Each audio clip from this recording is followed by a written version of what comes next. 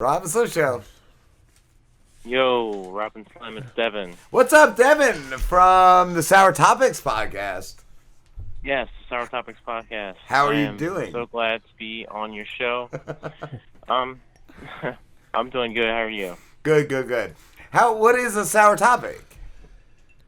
Well, Sourtopics podcast is a podcast where I talk about how mostly topics dealing with men, how we can possibly be disappointed or dealing with resentment or be angry.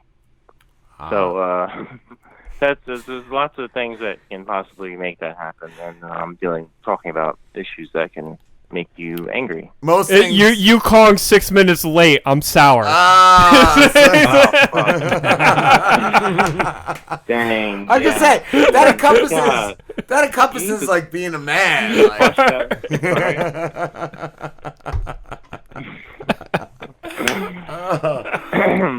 What is I listened to your show and I enjoy it, Devin, but oh, really?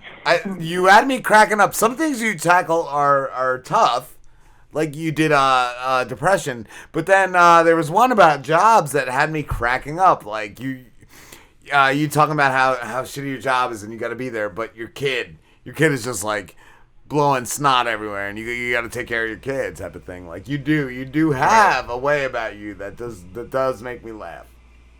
Oh, wow. Oh, thank you. No problem.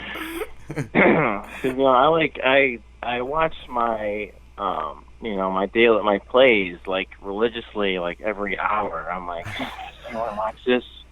And like it was like 4 plays on this one episode. I'm like, okay, great. But you saying the first word that you say every day is fuck. Like I screamed that like 2 days ago. Oh, like my alarm went off, right, and I was like, fuck.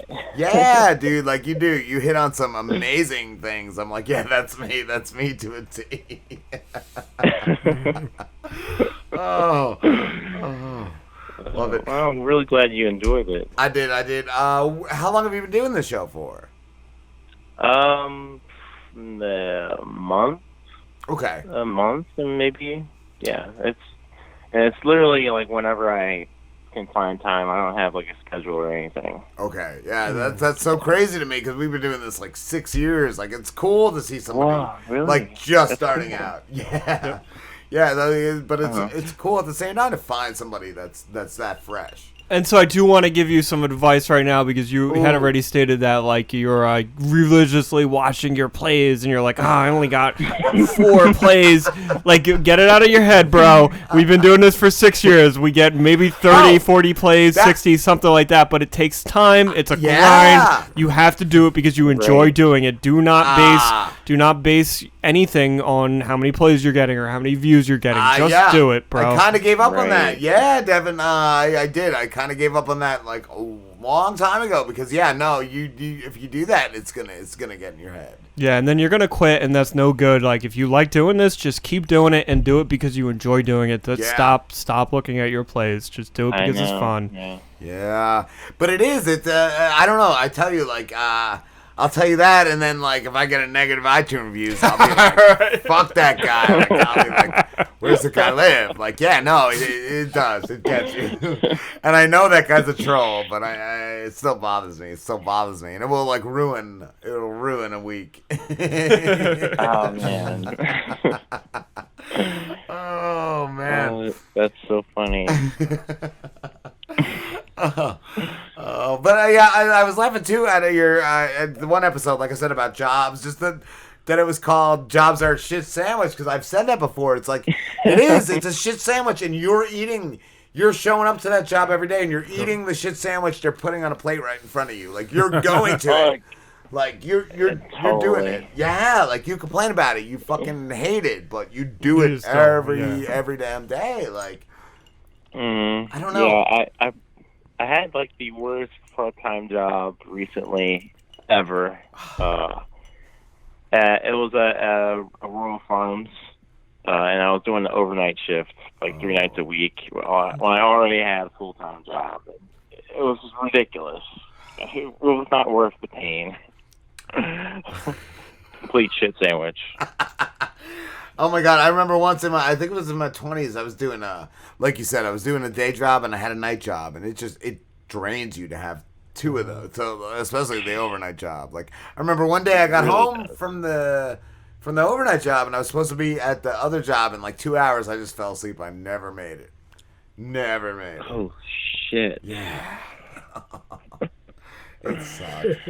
And then on the other hand, though, I did overnights for like 5 years straight, and after that, when I got the next job, I'm like, I will never do another overnight. It destroys you. It destroys everything. Oh you yeah. are.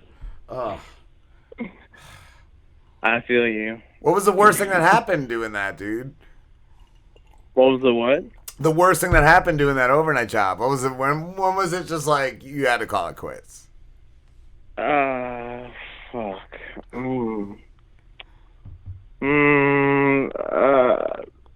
I think I did like 3 overnights back to back? And I did not sleep for like 3 days straight. Yeah, just that alone, man. It was like retarded. Like I don't know why I did this. Like I'm so glad I'm done. Like, and then I have to deal with the drunk people like coming in the middle of the night. That's what I was wondering. Yeah, if you had that, because when I did overnights, the store I worked in was closed, so I didn't have that. But I would never be able to. I would never be able to deal with like drunks coming in. No, like I'll never forget this guy. He came in, like I was working in the deli, and then this other girl was working as a cashier. He walks in. I'm like, he's walking straight at me. I'm like, dude, this guy gonna kill us? Because he comes in, he's fucking barefoot, no shoes, no socks, no shoes, no socks, no service. And he's like, yo, you guys gotta help me. I got turned around and I'm lost. I'm trying to get to the best restaurant down the street or whatever. And I'm like, okay, wow. He's completely drunk and he needs help. So, yeah. He was there for like an hour. I was trying to make him feel better. Gave him some coffee and some wedges and I was like, man, you need to stay here and sober up. And then we gave him directions to go back. I'm like, okay. I don't know. Eventually, he probably made it to the best restaurant. I don't know. Yeah, hopefully. I had a guy where I work a couple weeks ago. He came in and he's like, he asked me for a lighter. I'm like, yeah, here you go. And he's on a Bluetooth with somebody. He's asking me how to get to like a bus stop that's not even close. Not even close. I'm trying to explain to him how to get there. And he's on his Bluetooth talking to somebody about throwing somebody in a fire. I'm like, oh, yeah. And then he came back like a half hour later. Ooh, and I was like, yeah, my break's over. I got to go in. At least I didn't see him again after that. Oh, man, yeah. I had a guy recently at about 11:50 at night. I watched him overdose on heroin. That was fun. No. You win, Slim. Yeah, that was my first heroin overdose I've ever seen. But yeah, he just kind of he was falling into shelves and shit, and I was like, dude, are you okay?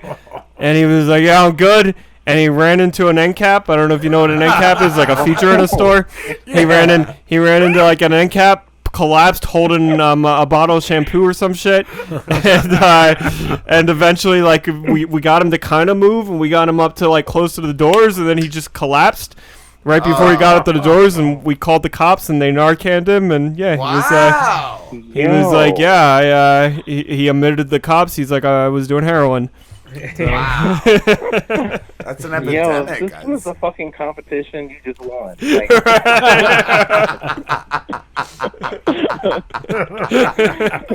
It was cool. Unbelievable. Wow. Devin, what I wanted to ask you though, just dealing with Sourtopics, what is the best way that you feel to deal with a bad situation in your own life? Is it like a close friend or like therapy? Like, what's the best thing to do? Oh, wow. I'd say a close friend. And therapy, actually, the guy I was seeing for therapy, he was no help. But yeah, I've heard that. Like, that's how I feel about any therapist you talk to. It's just, yeah, that's not gonna help. I've always found just talking to people about something that's bothering you. It just a lot of times you realize someone else has gone through the same thing. It's like, why was I holding that in? Why was I not talking anyway? Like, I feel like everybody automatically tries to handle their own shit on their own. And then once you start talking to just a couple friends or something like that, then that's when it gets like you can figure it out. Yes, definitely. Yeah, I was definitely in a much darker place a year ago, and like thank God I'm like doing better because now I'm like focusing on like positive stuff like this podcast and like other stuff I'm doing online. Cool. Yeah, no, like I've always said, like I think it's just in our nature as humans, even if you've never heard anyone tell you to like walk it off or whatever, like you always try to just like compress your own shit and just like like walk it off. Like you just try to exactly. It's just gonna eat at you. It's just gonna eat at you. And I think interestingly enough, that's hard as a man to like. Rob, you were just saying like, oh, you just need to like talk to somebody.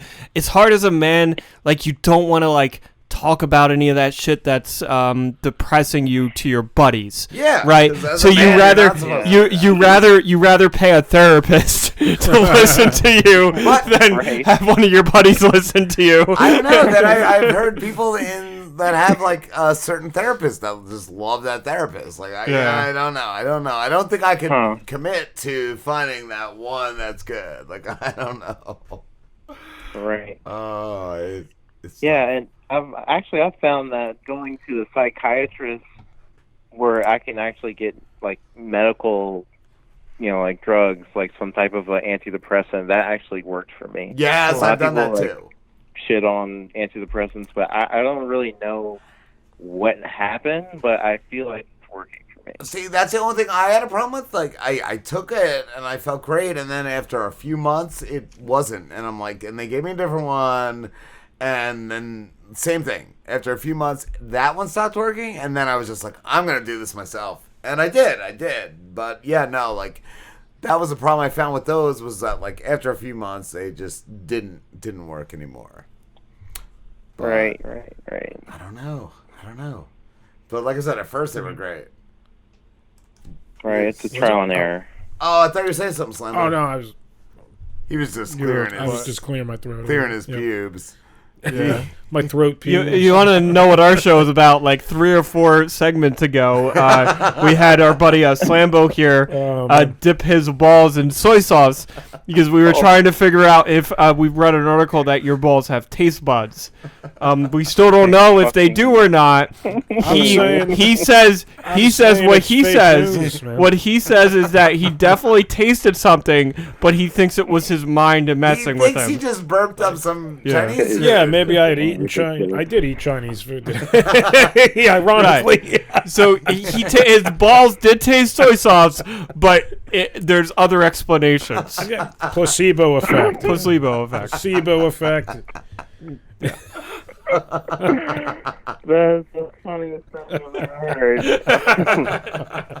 And I was listening for a little bit, but I fell asleep. Like you guys were making like some type of a weird drink with soy sauce. That was after. That was when the other guest didn't call, and I just started mixing him a drink with soy sauce. It was a Brown Collins. He had a Brown Collins. I'm like, what the fuck is that? It was undrinkable, really. The Undrinkable Podcast. That's what I'm calling this show. It's fun. Devin, do you know what you have planned for the next episode, or is it just something you just come up with?